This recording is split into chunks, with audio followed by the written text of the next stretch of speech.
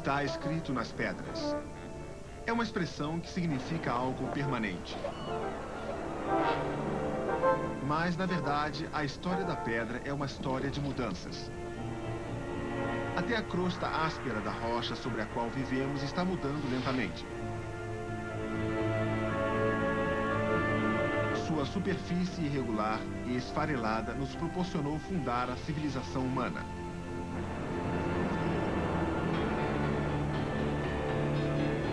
Rochas, minerais, cristais, pedras preciosas.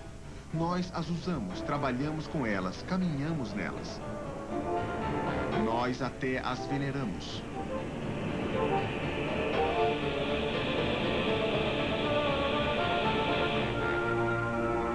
O que é uma rocha? Um coquetel de átomos se reúne para formar cristais. Os cristais formam minerais. Os minerais se unem para fazer rochas. De talismãs a ferramentas, de arenito a placas de silício, a história humana, como está escrito nas pedras, também é um conto de mudanças e transformações. Por 4,5 bilhões de anos, a Terra registrou sua história em pedras. É um diário das suas mudanças. Entre suas páginas encontramos fósseis, como esta folha. Mas fósseis não são feitos da noite para o dia. O espaço, uma vez ocupado por um peixe apodrecido, é preenchido por minerais. Como as camadas de sedimento se acumulam no decorrer dos séculos, a pressão eventualmente cose a lama em rocha, e um fóssil é um memorial de pedra ao peixe. Os fósseis proporcionam um relance rápido e raro por algumas das formas mais primitivas de vida terrestre. A permanência das pedras e a estrutura elevada das montanhas sempre inspiram temor e reverência.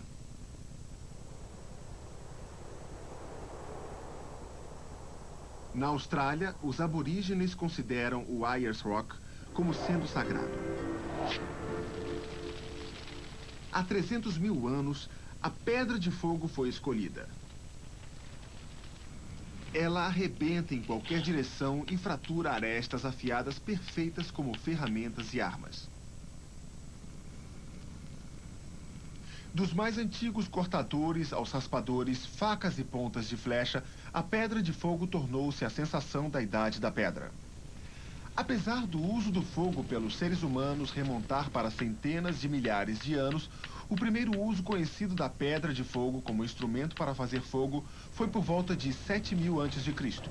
Alguns nativos da América consideravam a Pedra de Fogo um deus.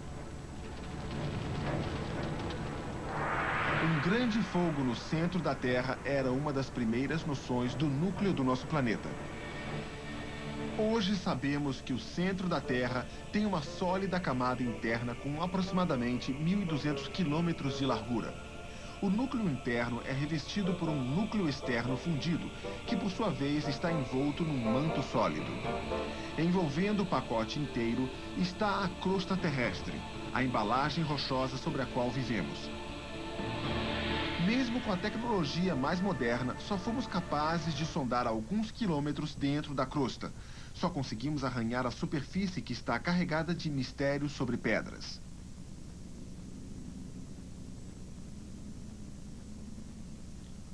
Os grandes megalitos da antiga Idade da Pedra foram erguidos por pessoas que não deixaram registros escritos.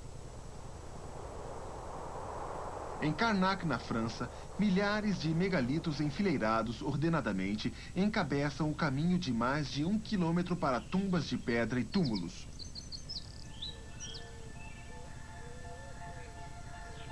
Conta-se que as pessoas que ergueram essas pedras acreditavam que as almas dos mortos gostavam de sair para tomar ar. Cada pedra vertical ou menhir não era apenas um poleiro onde a alma podia descansar, mas também um marcador para se encontrar o caminho de volta. Acredita-se que Stonehenge, o primeiro grupo de rochas a alcançar fama mundial, era usado como local de adoração e de astronomia.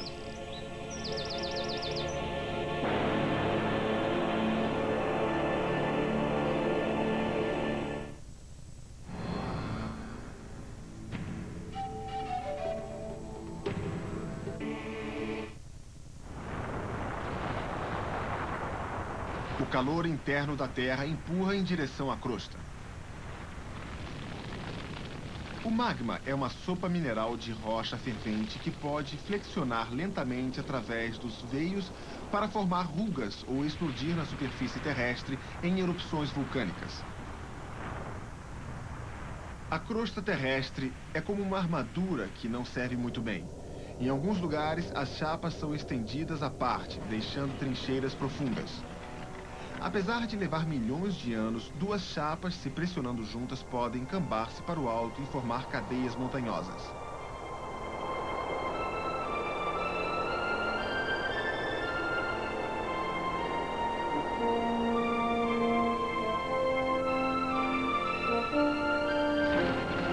Assim como não tínhamos conhecimento sobre a tectônica das chapas há 50 anos, os antigos gregos não sabiam que a Terra era redonda.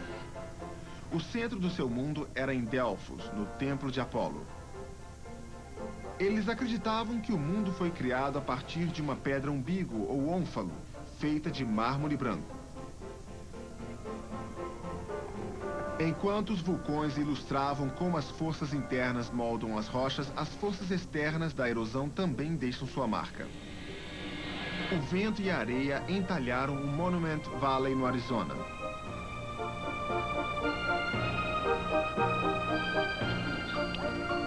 A água da chuva levemente ácida pode dissolver os minerais numa superfície rochosa. As torres de Dartmoor, na Inglaterra, foram criadas quando o mineral mais suave foi dissolvido, deixando blocos de pedra para edificações. A pedra mais conhecida entalhada pela água é o Grand Canyon. Cortando camadas de arenito e pedra calcária, o Rio Colorado entalhou quase 2 quilômetros da crosta terrestre, expondo rochas e fósseis lá deixados há 4 bilhões de anos. Poucos lugares na Terra revelam tanto sobre a história do planeta. Igualmente eficaz, mas mais sutil, é o poder de erosão das mudanças de temperatura. Quando a água penetra em fendas da rocha e congela, ela expande essas fendas. O derretimento e recongelamento repetido pode quebrar a rocha.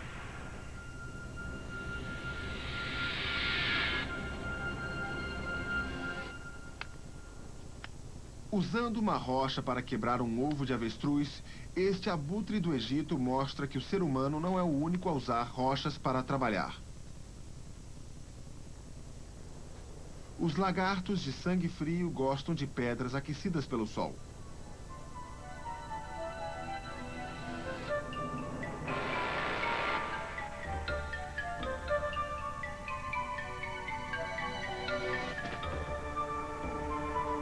Os pássaros não têm dentes para quebrar seus alimentos. Eles engolem o alimento por inteiro, e ele é triturado mais abaixo por pedras da moela.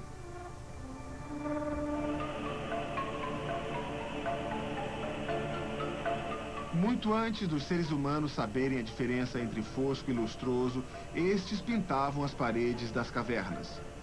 A rocha não fornecia apenas a tela, mas também a tinta.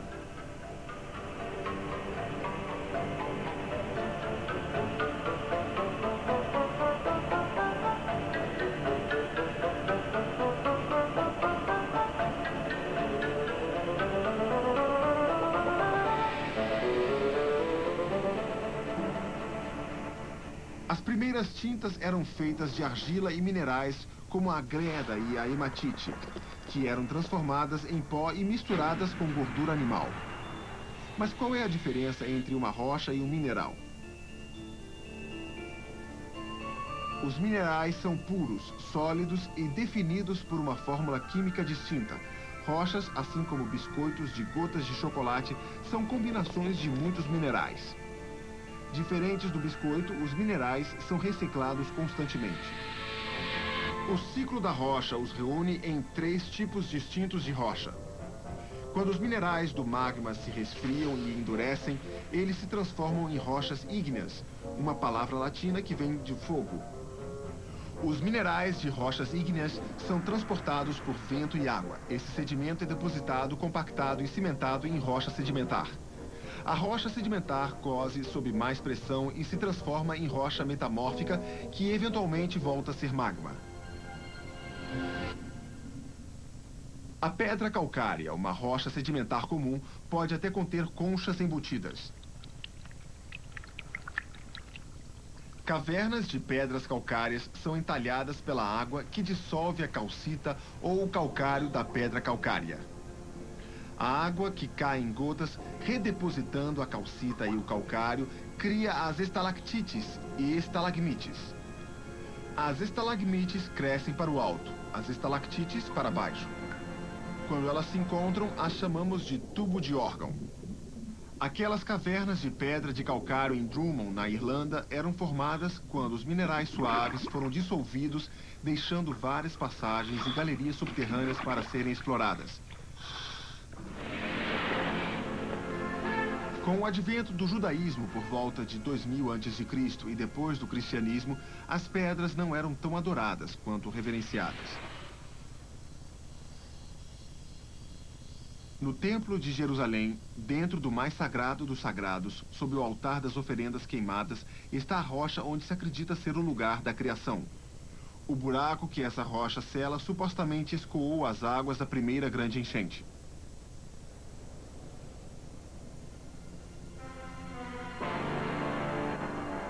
Metamórfico significa mudança, que é exatamente o que acontece quando a pissarra sedimentar sujeita à pressão e calor da edificação montanhosa é transformada em ardósia, uma rocha metamórfica.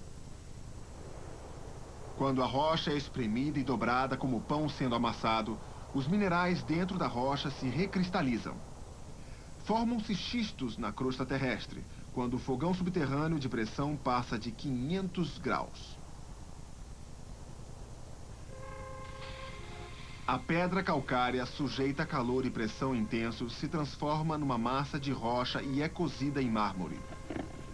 O mármore é a mais conhecida rocha metamórfica, com algumas das mais impressionantes edificações do mundo. O grande Partenon grego, o Taj Mahal construído com grande quantidade de mármore.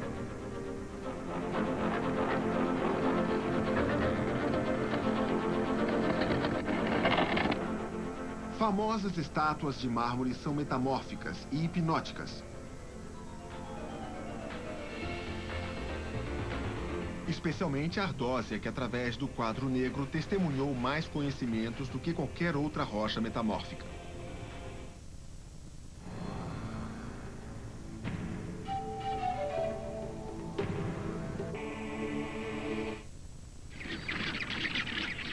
As costas rochosas não proporcionam lugares fixos para os pássaros marinhos se reproduzirem. O pinguim saltador de rochas chega a usar pequenas pedras para construir seus ninhos. O canguru pequeno das rochas da Austrália prefere a vida nas rochas.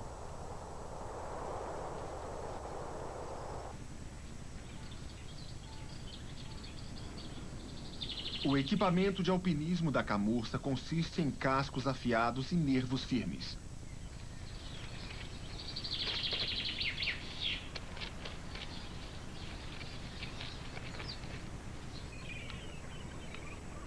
Uma rocha equilibrada na barriga de uma lontra marinha é uma bigorna perfeita para abrir os crustáceos. Algumas rochas chegam a vir do espaço sideral. 19 mil meteoritos do tamanho de maçãs ou maiores bombardeiam a Terra a cada ano. O Canyon Diablo do Arizona, um meteorito que pesa 15 mil toneladas, cavou uma cratera de 1 quilômetro de largura.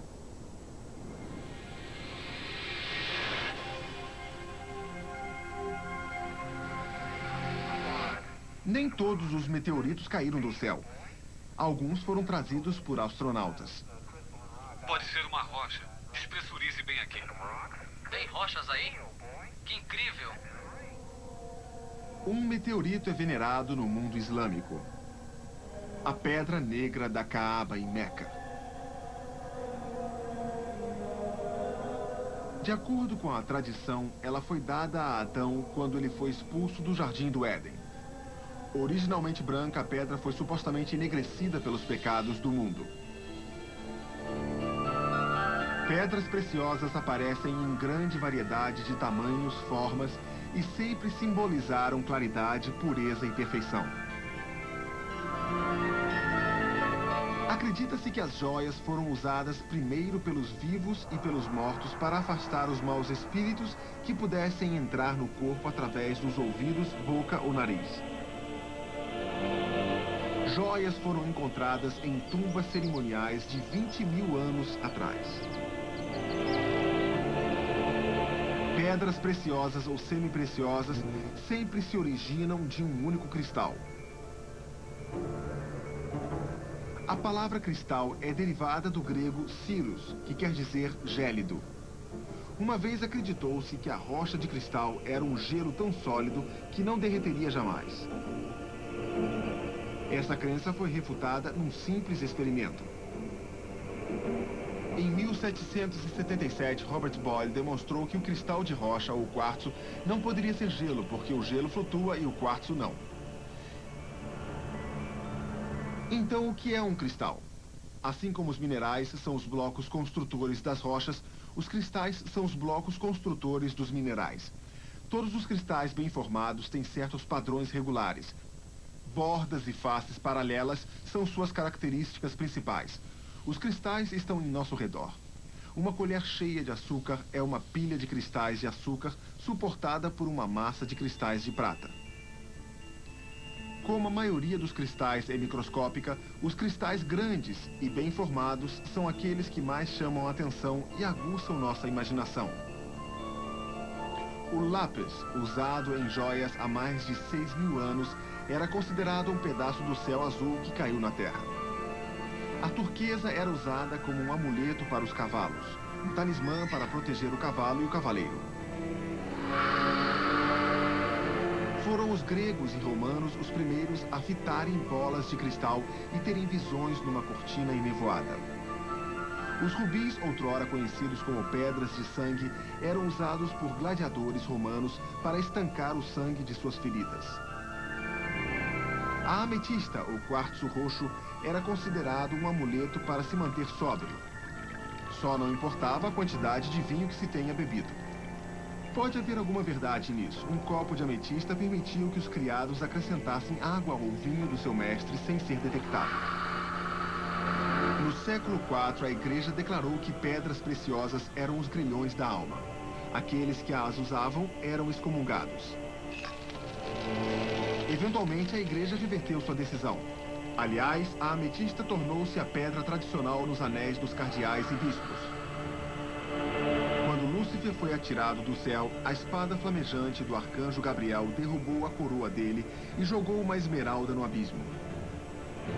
Como diz a lenda, essa joia celestial foi encravada no cálice onde Cristo bebeu na última ceia, o Santo Graal.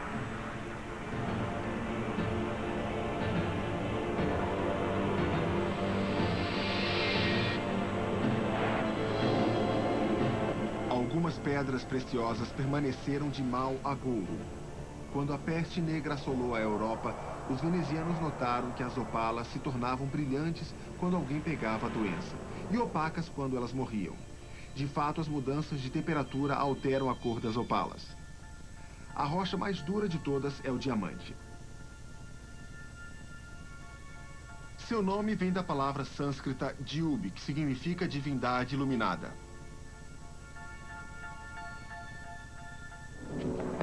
O mineral que causou mais dor do que qualquer outro é o grande corruptor, o ouro. Os egípcios trabalhavam com ouro há mais de 5.000 anos. A febre do ouro é tão antiga quanto a cobiça. Do rei Midas, cujo toque transformava tudo em ouro, passando pelos colonizadores espanhóis que saquearam a América Central e do Sul, a corrida do ouro na Califórnia em 1849. O Buda dourado de Bangkok pesa 5,5 toneladas, o suficiente para 300.000 alianças. O ouro simboliza um futuro brilhante que nunca se apaga com o tempo.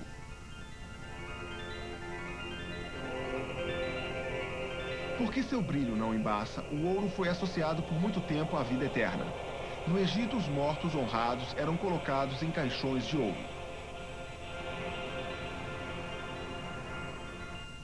Ouro e diamantes incorporam o duplo caráter da pedra.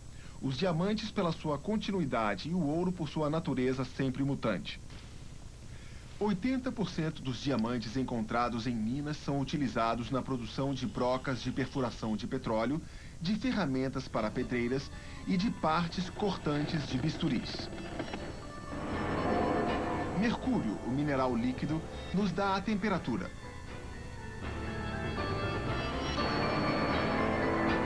O alumínio conserva nossas bebidas. O grafite abastece os nossos lápis. O silício é usado em placas de computador. Os cristais fazem nossos relógios, TVs e rádios funcionarem. Para alguns, os cristais podem reger o corpo e a mente com forças curativas. Ao cruzar o rio do tempo, as rochas, os minerais e as pedras preciosas eram a alpondra da civilização humana, mas apenas uma pedra nos transporta através do tempo e do espaço. É a preciosa Terra, a rocha que dá a todos o percurso de nossas vidas.